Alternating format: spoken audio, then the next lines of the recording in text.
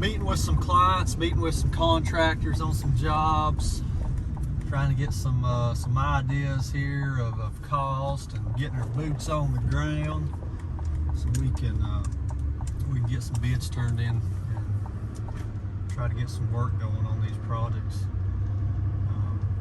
You know, one thing that you always got to look at when you're going out and bidding jobs, and you know, it's always good to go on site because it's the details. It's the details that get you. You know, every site's different. You know, every soil's different. Every area. You know, some areas is hard to get in. Some are not so hard to get in. You know, and that really depends. You know, just on what it is, and you know, are we going to be just bringing in the pickup truck or trailer, or can we get our dump truck in here with the hitch trailer? I mean, this really depends, you know.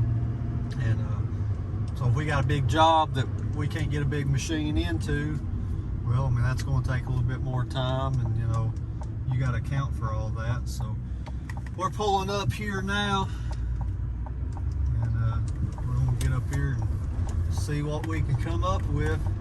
Got the Moasure here. It's the I guess it'd be the 2.0 Pro. Anyways, I use this. It's pretty quick, pretty easy. You know, you just go around your perimeter, go around pretty much the box that you're going to be cutting out, and it measures the different elevations, cubic yards, everything. It's kind of a fast way for me to get a takeoff to know how much dirt here is here, how much dirt we're going to take off, how long it's going to take.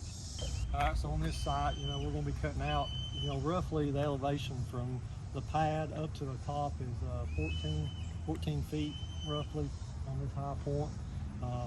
It's going to be a retaining wall here, so we're going to go back 6 more feet for them to get their 5-foot footing, and we're going to lay this back to at least a 1-to-1, where your bank is somewhat stable behind it before you even put your wall up. We're going to try to take off as much gravity pull and load off of this without having to lay it on back. So yeah, so we're going to do a 1-to-1, get all this dirt out of here, get everything cleaned up, and turn it back over to the contractor to get his footings in and build his wall. So this job is just one of the prime examples of, you know, take care of people and be good to people. This contractor here, he's got his own guys, got his own excavator. He's very loyal to them. I told him I respect that. That's fine. You know, if he ever need anything, give me a call. That day came where, you know, his excavator quite didn't have the machines and trucks and everything available to do this type of this big of a job. So he called us there and gave us the opportunity to come out and bid this. So we're going to be able to get in here and get it a lot faster. You know, we got a lot bigger machines. You know, we've got trucks, and to be able to get this dirt out of here, and we're going to be able to get it done in a very efficient time, where it's going to save the contractor money, and it's going to allow the other contractor, excavator, to be able to get in here and do his work, so he's not getting behind on other projects.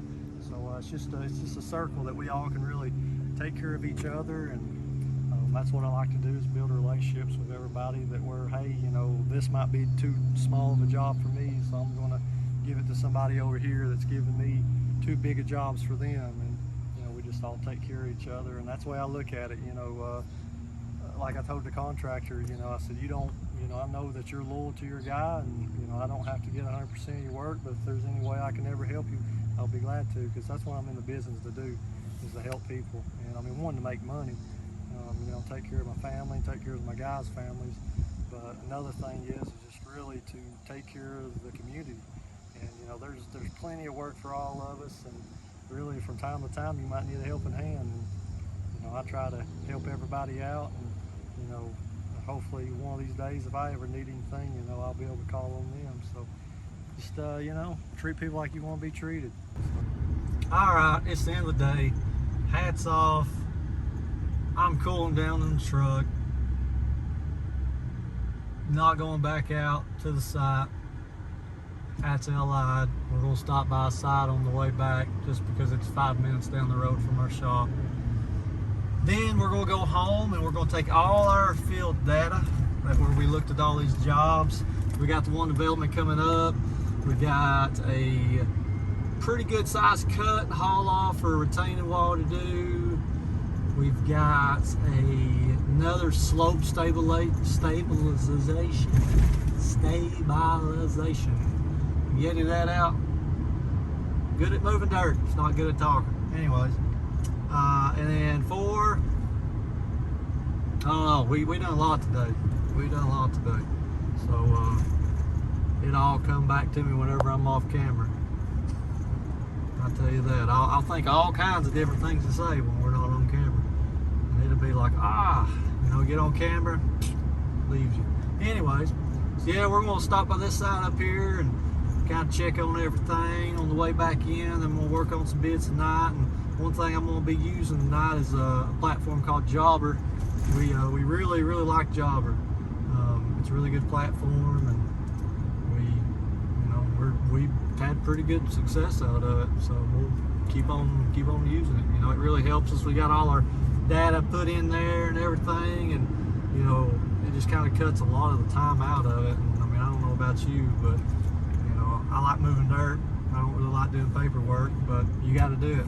It's just part of business. So any way that you can find a way to help you and be better for your customers, why not? Well, while I was out looking at some jobs and meeting with some customers and contractors, quoting, have the guys up here, some of the guys there working on this project here. We had to get the footers for the garage. So we've got our whole perimeter footer that's going to be for the garage CMUs to set on. So we're going to pour this 10 inches thick. We'll have a CMU block that sits on top of it that's going to run over to here, across this precast limb,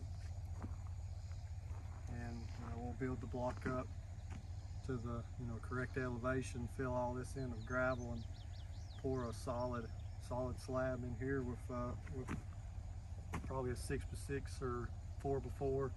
I have to look at the specs and see what actually we're going to do on this one. I believe it's a 6x6 grid of rebar that's going in this one. 4,000 interior on this. This will be an exterior on the garage. But yeah, so they got the footers in here. Looks like the concrete wall guys, they're actually going to be pouring these footers. We poured the other ones. We're going to pour these. So they're putting the rebar in, and they've got their keyway stakes in here, or the rebar stakes. We usually use keyways, but they've got it up to the top where it's going to be top of concrete.